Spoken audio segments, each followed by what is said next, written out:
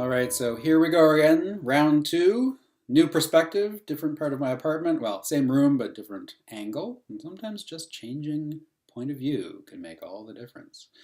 No, that's not foreshadowing about what I'm going to say today in response to your questions about Guattari and about some of the words and language and meanings that he invokes in the Three Ecologies. I've got it right here just in case I forget what I'm saying. But also, so you know, I typed up a lot of responses because I had the right amount of caffeine in my head to make typing an effective way of thinking about these questions. And so I'm going to be staring down here, not quite at the camera from time to time, as I look at the text that I've written to you. So there's the technology and the power of the mediation device of this computer. So your first question is, what does Guattari mean by the term existential? And I think what's important to note, first of all, is that, of course, this is a translation from the French, and as you'll have noted, the translator has left certain words in the original French in square brackets, because like a lot of his contemporaries and a lot of people who write in this sort of genre of social philosophy, there is a great deal of contextual meaning laden into any given term or use of term within a sentence. So it's very important to think about that when you're trying to figure out what does he mean by this word, because sometimes he means one thing and sometimes he means another, depending on how it's contextually used. The specific meaning of words, how they're deployed in a sentence is always tricky in any language, and it's particularly tricky when it's in translation, and it's particularly tricky when it's a person like Guattari who has been writing in a whole sequence of discourses over the course of his history. And then this is a very short snippet, a manifesto, in fact, that he produced at a very specific time in his life. So, like I said, he uses words differentially depending on context. And so maybe the question instead of what does he mean by the term existential is how is he using it in this or that phrase or sentence or paragraph? Because, of course, if you're going to read a book on ecosophy, you have to read it relatively ecosophically. So the word existential is going to be differently meaningful in different spaces and in different times in this book, and also will be different depending on your interpretation, because don't forget, if you're reading this ecosophically, you are part of the ecology of maybe society. I don't know, where does a book fit? It's an environmental object, it's a social artifact, and then it's also, when you're reading it, it's an experience of subjectivity with the self. So in some ways, maybe this book is the answer to itself. I joke, but I do mean this seriously as well, that for him, existentialism is going to be quite a complex notion. I think like many or most existentialists, he was wondering about some of the fundamental meaning and reasoning for existence, whether it's human or animal or plant existence or just more conceptual existence. So that question, why are we? Why are we here? What is this all about? Those are some of those questions that he is trying to invoke by raising the term existential. And then some of the answers, historically anyway, have been nothingness, or we are all alone and there is no reasoning, or meaning is meaningless, we simply are.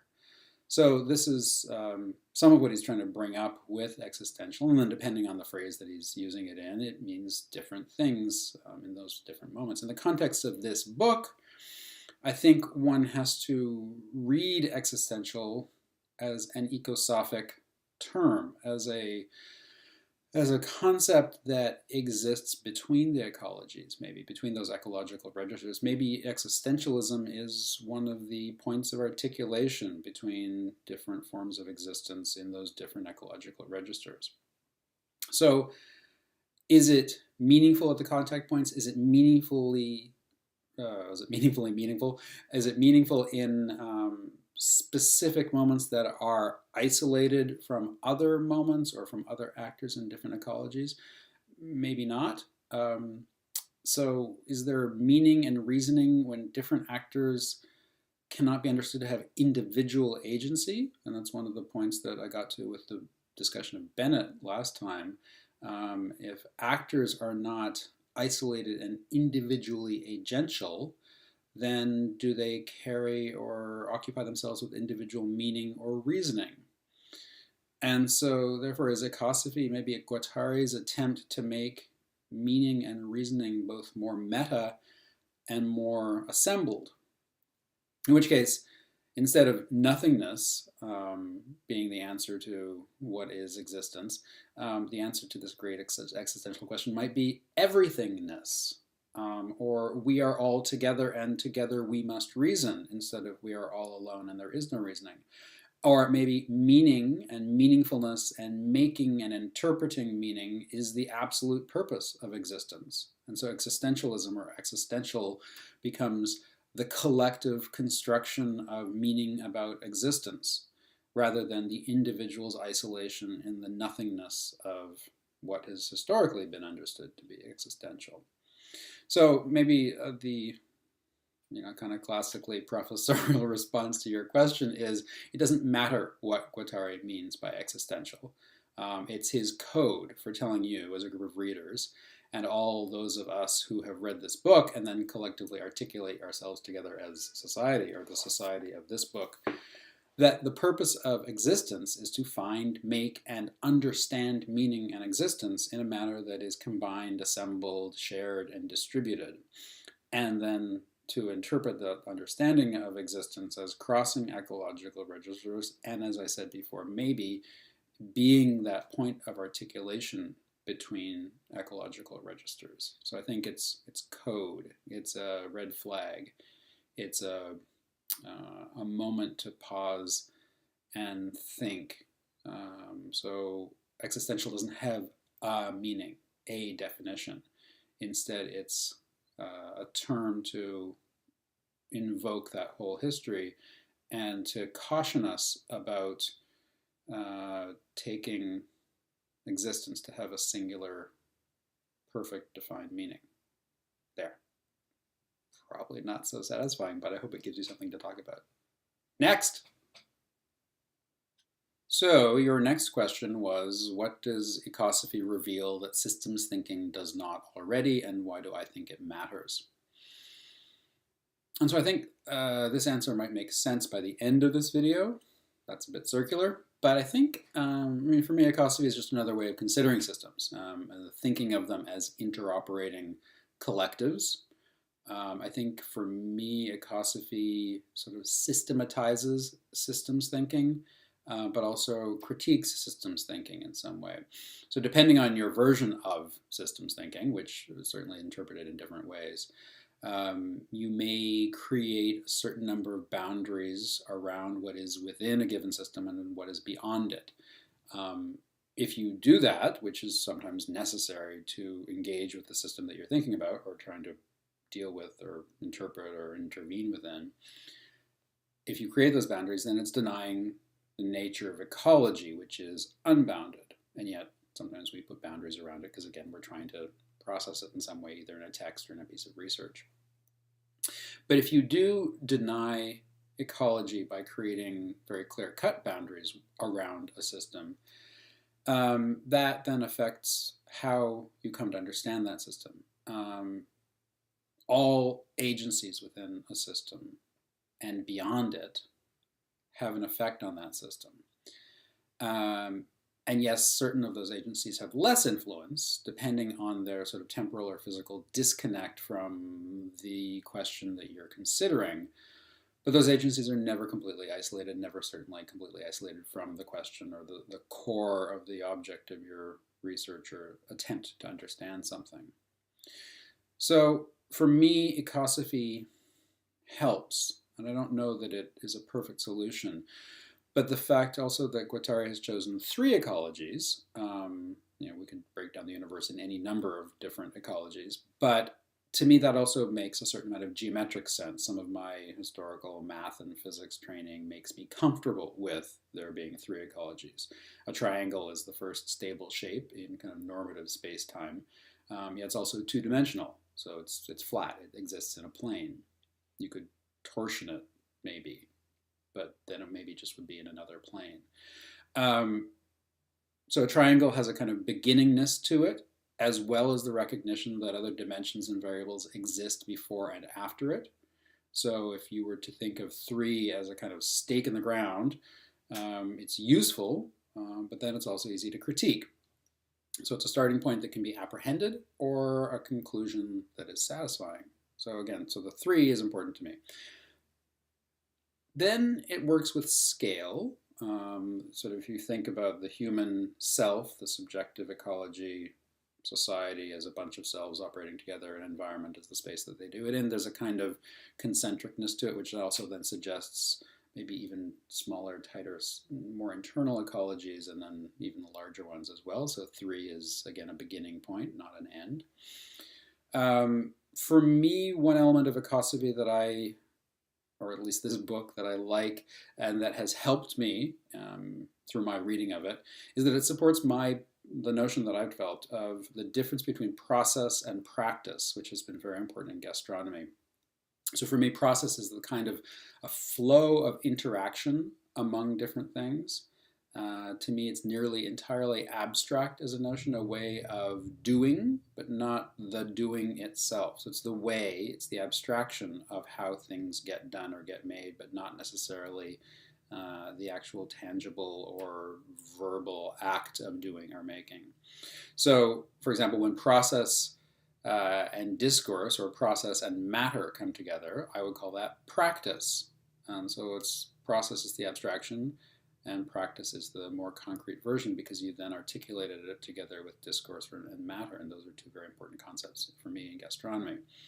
Process might be called the guiding flow, and practice is then what happens in the world. Theory without words is process. Theory discussed and written down and argued about and deployed is practice. Movement without bodies is process. Movement with my arms, or the spinning of a kitchen appliance, or the tapping on a keyboard when I write about theory, that's the practice. And ecosophy, again, in my reading of it, supports that to a certain extent. It helps articulate those different abstract notions together into something that's a little bit less abstract. Ecosophy also, for me, again, fits very well with performance theory, which I find helpful when we're talking about food. Performance is a transformative process.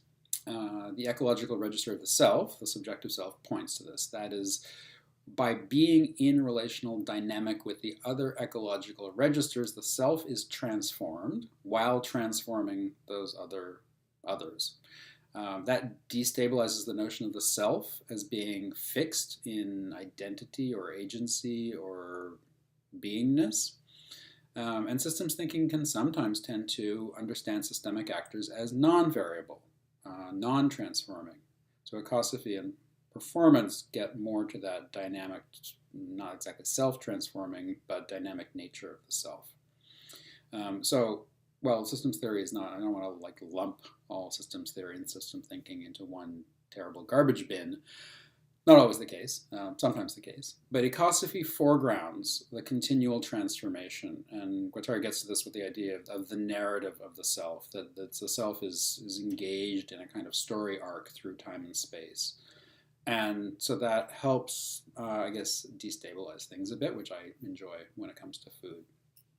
So again, this is my interpretation. That's why I think it's useful. But ultimately, ecosophy is just yet another model. It's a text that writes about the universe and the way things happen in that universe, not a text that explains them. It's a description, but not an explanation. So it's not a replacement for system thinking by any means. System thinking has lots of great value in lots of different contexts. I think ecosophy is maybe a little more poetic, or maybe because this is a manifesto, there's a certain kind of poetry to it. I think it's certainly more dense. It's maybe more a confrontation to ways to think about systems than systems thinking is, which is a bit more of a solution, maybe. And like any tool, it has to feel good in your hand and in your mind in order for you to use it effectively. So I go to the material again. Think about your favorite hammer, or screwdriver, or spanner, or whatever you call it in your country. But say for a really good hammer, does it help you pound a nail into the wall really effectively? Why? Is it well balanced? Does it have a good grip? Or have you simply used it so many times that you and it work well together? So you might say the same thing of ecosophy. Is there inherent use in it? Is it itself perfectly constructed? No. More likely, it will become more useful the more you work with it and the more you get used to what it does and what it doesn't do, and how it helps you pound nails into the wall, or slice an apple for your lunch, or anything. A great cooking knife is similar. Is it about the balance, or is it about your habituation with that tool that makes it so effective for you?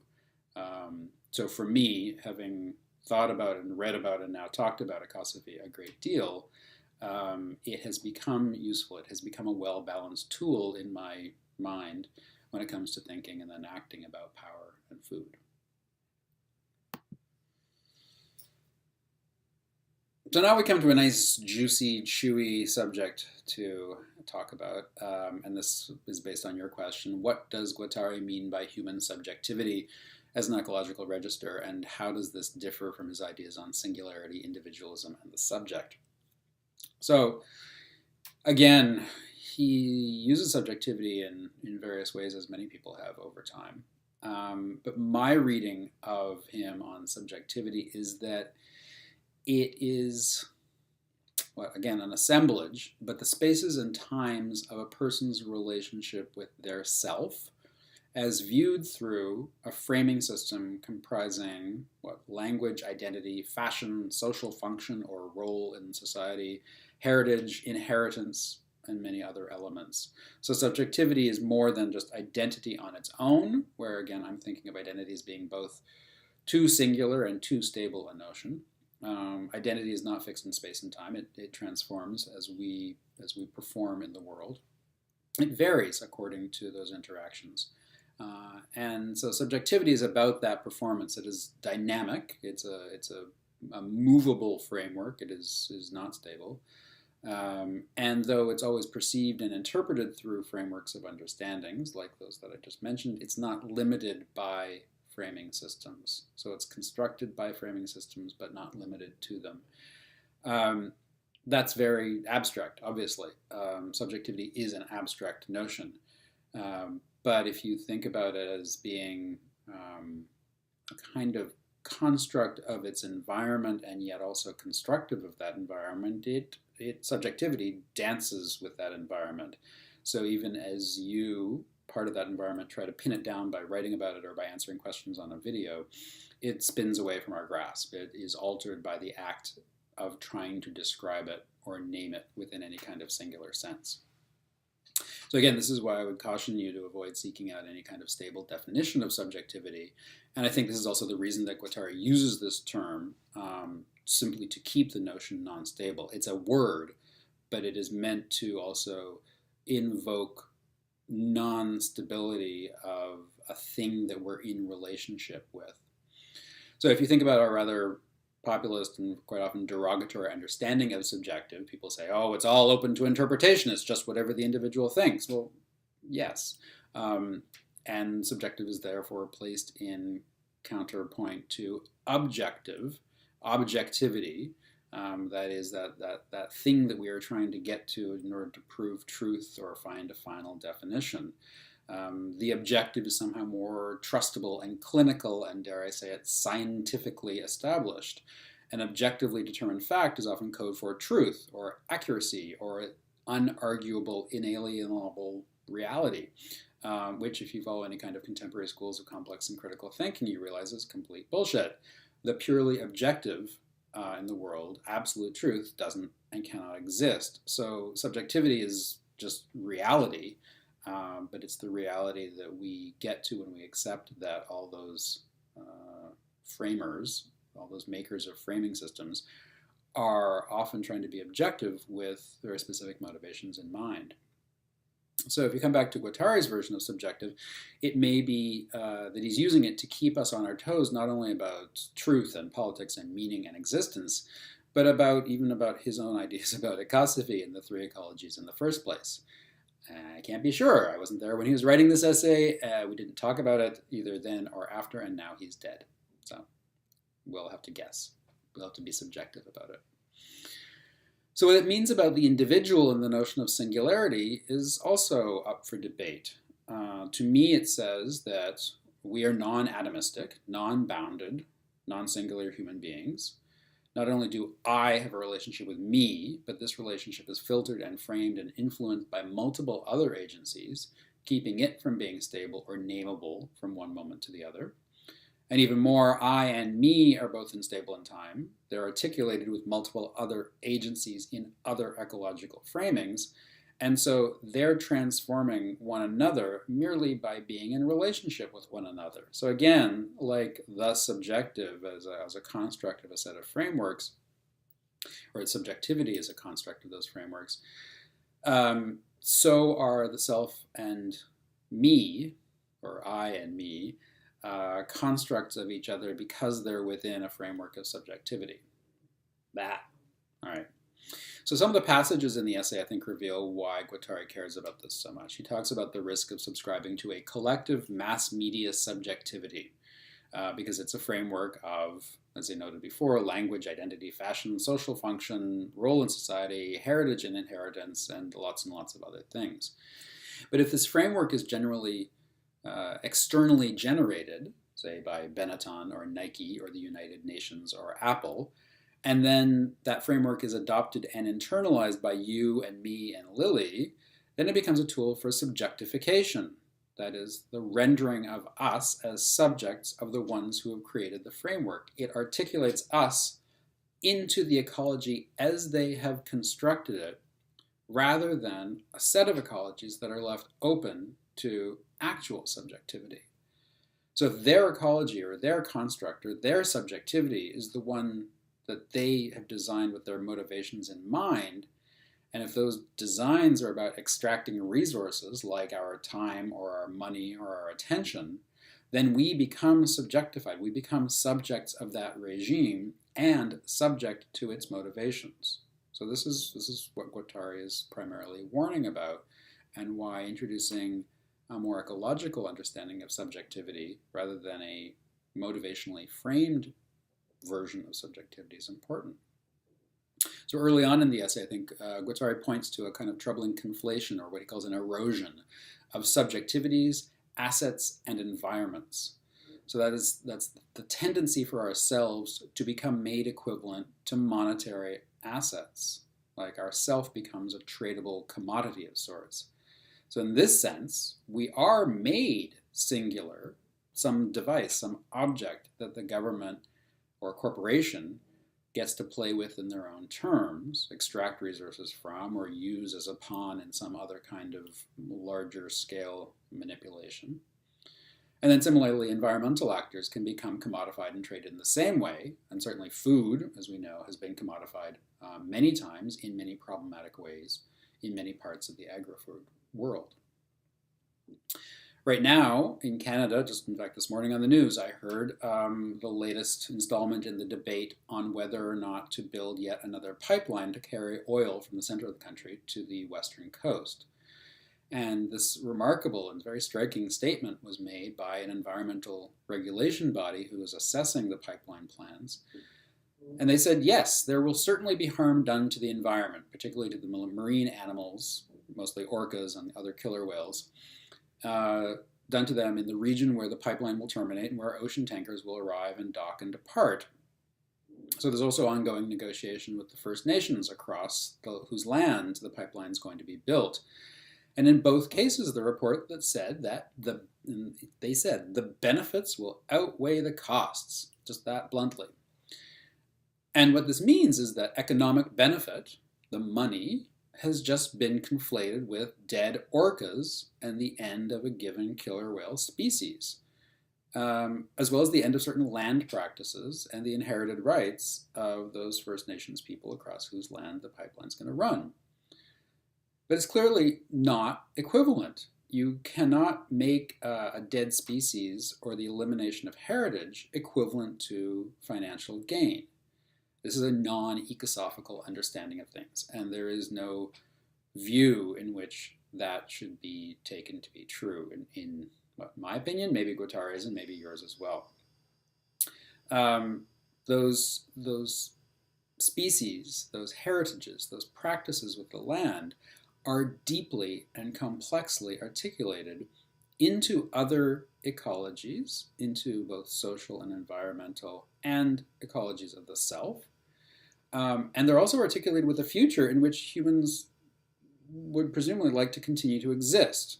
So get rid of this species, get rid of another species, get rid of another species, get rid of this practice or that land right or that human sense of self, and humans may just cease to exist eventually. No, killing off one or two or three species or wiping out one set of people's practices of the land isn't going to end all humanity.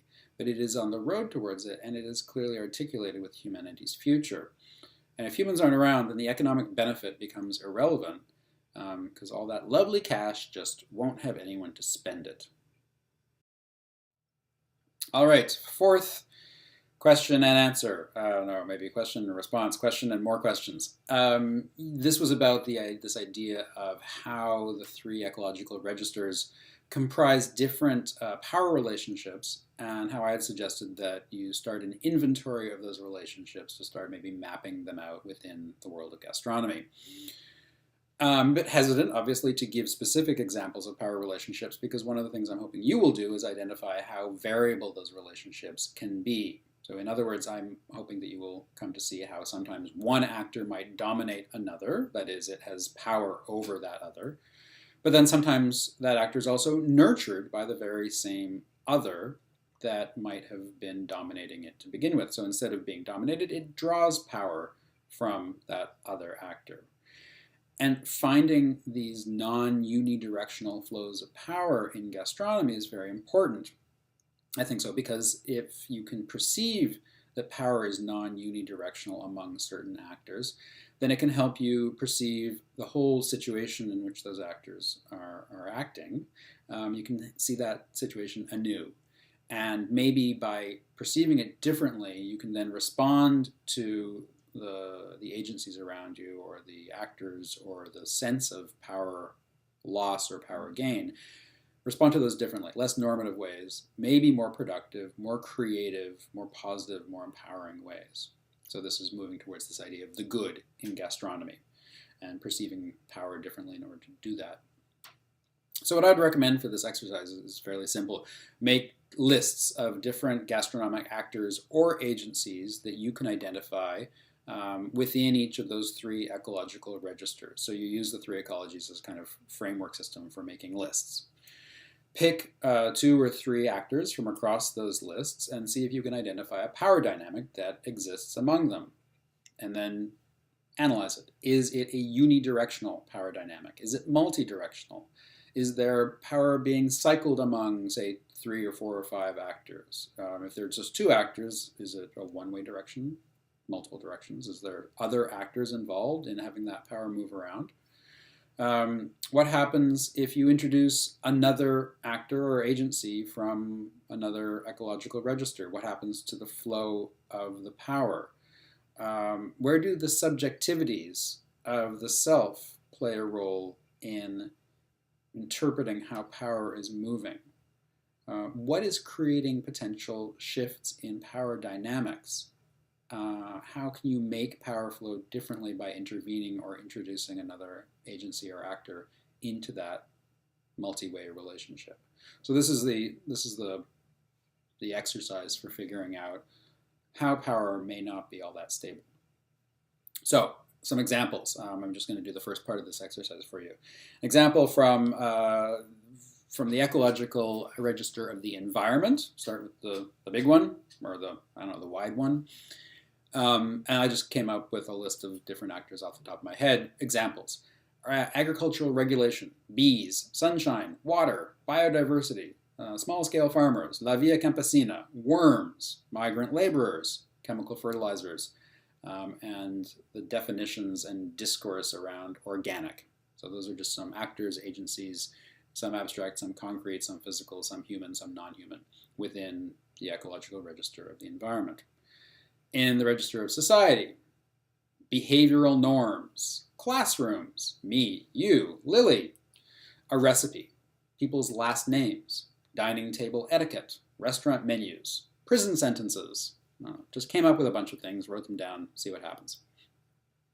And then in the third register, the register of the self, longing, neurochemistry, trauma, my desire to be alive tomorrow, my fear of being alive tomorrow, a difficulty with mathematics, lived experience, sexuality, identity, right? So just some agencies, some components, some actors, whatever you want to call them, of each of those three registers. So, of course, many of those things that I just named could cross lists, could appear in different lists, and that's sort of what makes them interesting. If they cross boundaries, those different actors, why? Why do you imagine them crossing boundaries? What is it about, say, sexuality that is a social actor as much as a subjective self-actor? Does that raise any questions about my famous points of articulation between ecologies? Are those actors themselves those points of articulation? Does it suggest that the arbitrary borders by which I have structured these ecologies, or Guattari or you have structured the ecologies, are indeed arbitrary? Does it suggest that the borders are both useful and necessary as well as being arbitrary, as well as being limiting and confusing? Okay, so that's some of the reasons for doing this exercise. If I were to go on and help you some more and picked a few actors, for example, restaurant menus, identity, trauma, and chemical fertilizers, I could then start to ask some questions. What power relationships are at play among those four actors? Do chemical fertilizers and trauma dominate my choices when I make decisions about what I'm going to eat off of a restaurant menu? Do those choices construct my identity? Or does my identity drive those choices and support or deny the use of fertilizers in agricultural production? Is my identity contributing to the traumatization of farm workers? So, yes, probably. I don't know. But that's an ecosophical exploration of different actors. So, even as I'm posing these questions, what other agencies have had to come into the picture? Oh, an awful lot of them. How does this raise further questions about the coupling of actors when it comes to producing goodness in gastronomy? How does it come to pose questions about how you can intervene and do something that's valuable for ecosophical gastronomy, eco-gastronomy somewhere down the road? So you may be saying, duh, this is obvious, and systems thinking already helped us go through this exercise, so why bother with ecosophy? And if that's the case and you just want to move on, so be it. I'm in Canada, can't control you, couldn't even control you if I was in the classroom with you right now. But if you come back to Jane Bennett for a minute, she's got this wonderful expression right at the very beginning of the preface for her book, and she says that she wants to think slowly this idea that she's putting forward about vibrant materiality. But we could maybe think slowly about ecosophy as well, because if you think slowly, it can help us leap to conclusions a little bit less quickly. It can help disentangle the assumptions that necessarily surround us and inform how and what we think about. It helps us think of things as less obvious, less pre-given. So thinking slowly about ecosophy, really slowly, like over the course of not just 6 weeks, but maybe 6 months or 6 years, might allow us to make what was normal start to seem, as Bennett says, start to seem strange, and something like the way a common word, when repeated, can become foreign, a nonsense sound. So she worries around with this idea of matter and liveliness in the same way that I want you to worry around with the idea of ecosophy for a little while and see if, like she does, you can leave a space of estrangement that opens up the possibility for new concepts, new ideas, and new ways of acting in the world and helping it to take shape. That seems like it might be quite worthwhile when it comes to gastronomy. Okay, a few final thoughts, not a response to a question, but maybe a response to all of these questions. The Three Ecologies is a manifesto, and like most manifesti, it is written from a very singular perspective, often one person's perspective, but not always, but most often with one person having a very singular hand in creating the final version. Manifesti are responses in reaction to a very specific time and place and context. They are often acting against, or trying to act against, or incite action against a situation that exists. They're very specific, and in other words, they're not necessarily worth taking as true, final, or transcendent of time and space. Instead, let them be what they are. Let them point to a historic dialectic, and maybe also let them reveal potential contemporary or future dialectics that we might otherwise be blinded to had we not read the manifesto. And that's simply because we're in the middle of them. We're embroiled in them. We're often not very objective about our own context. And sometimes we have the future clouded for us by our hopes and our anticipations. So I think the best use of this text is to let it just flow over and through you. Let Guattari and his fierce intentions occupy you for a little while, like in some sort of corny movie in which a ghost comes and possesses the protagonist and then helps them maybe see themselves a little bit differently after the ghost exits the body, stage left. Let Guattari's presence in your subjective selves help transform those selves in ways that you are also complicit with. You, him, and yourself in a kind of dynamic relationship. Have that relationship with him slowly. Respond to it. See what happens. Do not accept the book as whole cloth truth. He would not want that, even though I did not talk to him before he was dead. Worry less about what the individual words mean or what the phrases or paragraphs should be taken to be saying. Remember, meaning might just be meaningless. Anyway. And instead ask what kind of transformation this text might bring to you. And from there, what kind of transformation you might bring to the ecological registers in which you are immersed and active and which you care about.